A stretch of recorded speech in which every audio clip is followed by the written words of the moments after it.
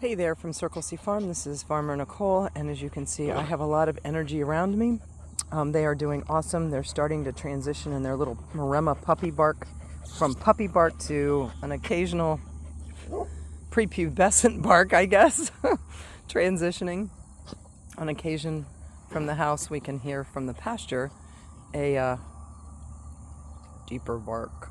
So it's kind of interesting. So other than that, we still got puppy barks. They're not very whiny. Obviously, they do enjoy time. I'm very careful to make sure I'm not a point of entertainment for them, because I am not a toy and I am not an equal. I'm an alpha in this situation dynamic, and I want to make sure that they understand that I'm not here as a toy. So I'm very careful about that. Doesn't mean I don't play with them. I'm on the floor with them, but it's controlled playtime in the sense of it's sit down and I'm here to play with you, so we're going to play. But just because they see me doesn't automatically equate to a playmate. When they go to chew on me, they get a response. When they go to bite me, they get a response, not to the affirmative. I'm real clear about that with them, straightforward the first time. Second time reinforces it, and usually that's about it that's needed. They're out here playing in a sod pile that we had that's also it's just turned into the ultimate puppy jungle gym, actually. It's like canine Disney here at Circle C Farm. So they are enjoying themselves. There we go. Now Daddy's over there. Daddy's still trying to figure them out because he's pushing 17, 18, 19, I gotta go back and recalculate. Let's see, hang on.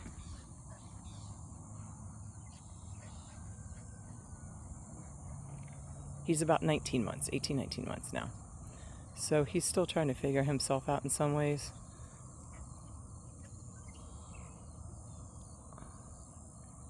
And he's doing a great job. He's an amazing guardian. He's really coming into his own. He did not have a male to teach him, so he's figuring some of the stuff out on his own. With the ladies, they are about 3.5-ish now, I guess. And they're doing fantastic. But as you can see, the puppies are just having a grand old time out here. Cleo's really settling into her motherhood, even though she's definitely not a helicopter mom. She does a nice job, but she is definitely not a helicopter mom. But they have a good time. She treats them well. She's very maternal. She's got some characteristics about her that I really like.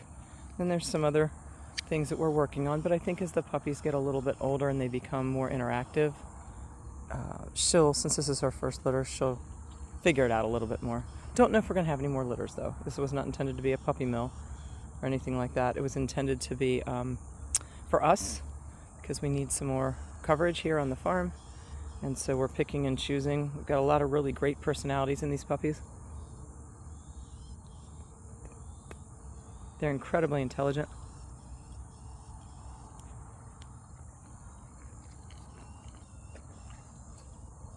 And to some degree, we're still trying to navigate all that,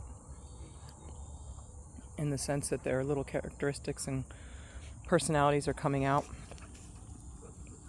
And they're trying to figure it out too, so we're just watching. They're very independent.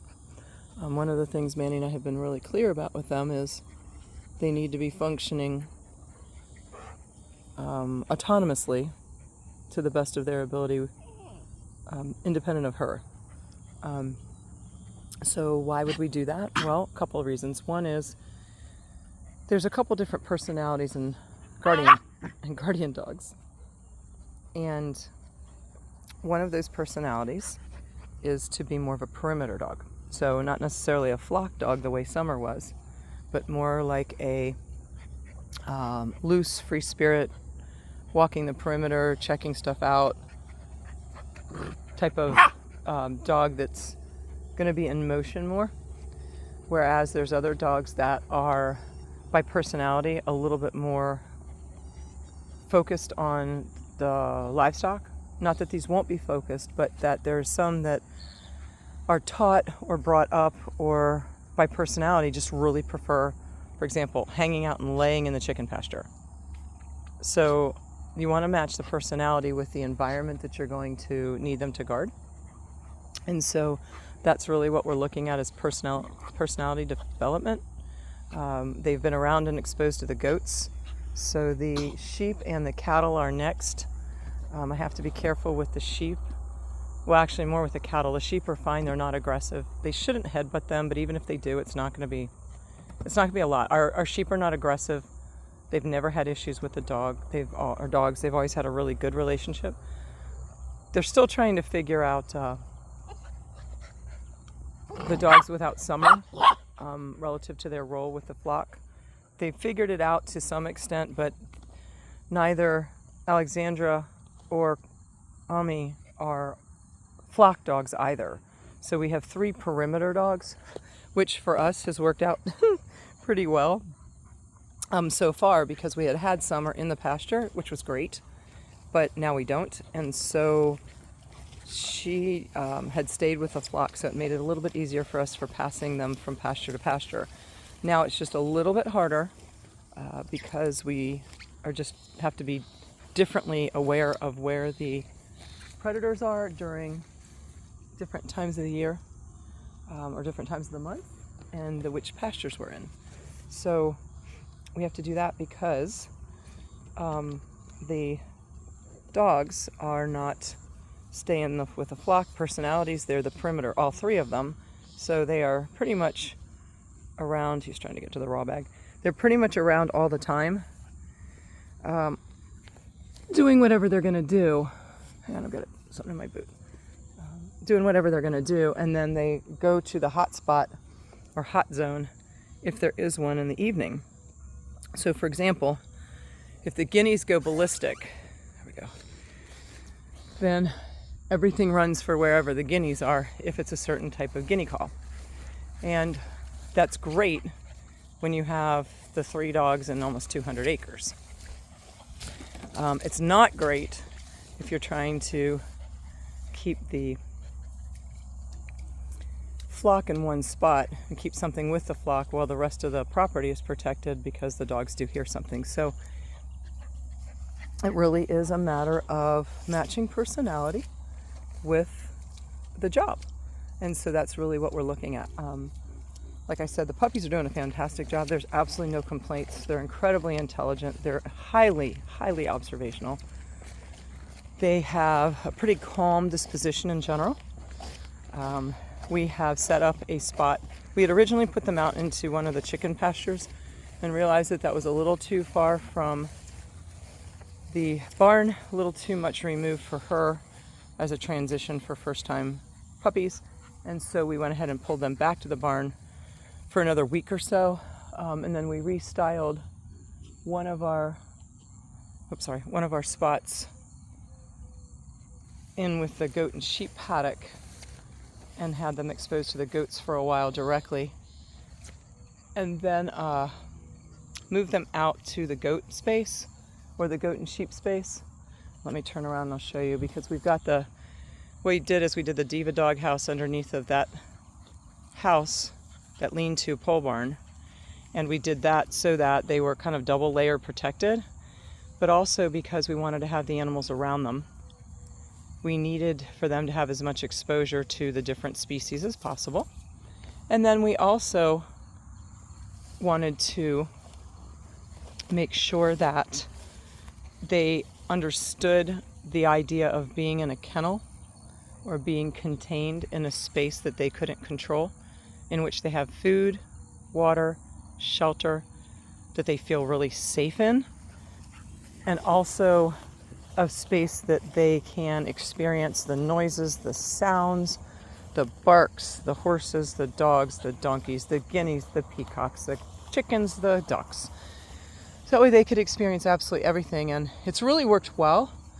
The other upside to it is that they're out here in the middle of all the chaos, so to speak, and in being so, they have exposure to all the things, like I'm standing in probably 8 inches of water, because we've had a pretty aggressive rainfall the last couple of days, and so they're getting really accustomed to playing in that and moving around, but they're also getting accustomed to the thunderstorms.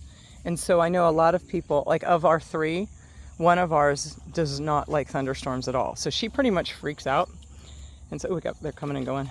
So it's really, really good for these puppies to be exposed to the thunderstorms and the lightning and everything. They feel safe, they're contained, they are safe. I don't have to worry about them getting out, but also the 5 of them as a little pack are doing such an awesome job together, supporting one another. They're confident, and it's being positively reinforced that there's nothing to worry about during the thunderstorm, because they're out, they're hanging out, and they're getting wet with a little overspray and things like that, which is also important, because as a guardian dog, you really want a dog that's going to hang out and chill in the rain. Light rains, medium rains, heavy rains, obviously they're going to have a place to be covered, but you want a guardian dog that is going to just hang out in the pasture. That way you don't have to worry about anything.